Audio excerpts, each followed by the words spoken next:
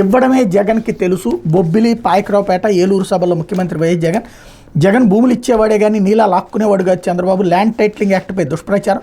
దేశంలో 100 ఏళ్ల తర్వాత ఈ సర్వే జరుగుతోంది. రికార్డులు అప్డేట్ చేసి రైతన్నలకు అందజేస్తున్నాం. వారిపై పైసా భారం పడకుండా పనులు చేపట్టాం. కోర్టులు, ఆఫీసుల చుట్టూ తిరిగే దుస్థితి తప్పించాం. బాబును ఓడించడం అంటే పేదలను గెలిపించడమే. జగన్ ఎప్పుడు పేదలు అంటుంటే తట్టుకోలేకపోతున్నారు. మన 59 నెలల పాలనలో జరిగిన మార్పులని విప్లవాలే. నేర ప్రవృత్తికి నిలువెత్తు నిదర్శనం చంద్రబాబు. వెన్నుపోట్లు హత్యలతోనే ఆయన రాజకీయం. వైఎస్ఆర్ గాల్లో కలిసిపోతాడని అసెంబ్లీ సాక్షిగా అనలేదా?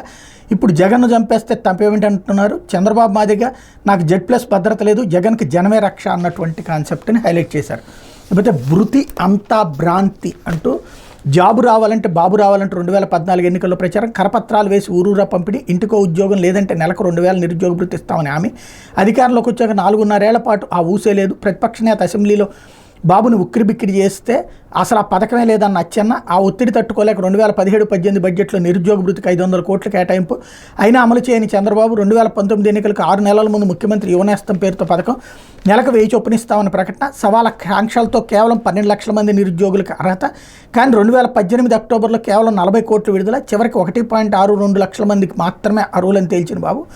1.7 కోట్ల నిరుద్యోగులు నిలువునా మోసం చేసిన బాబు.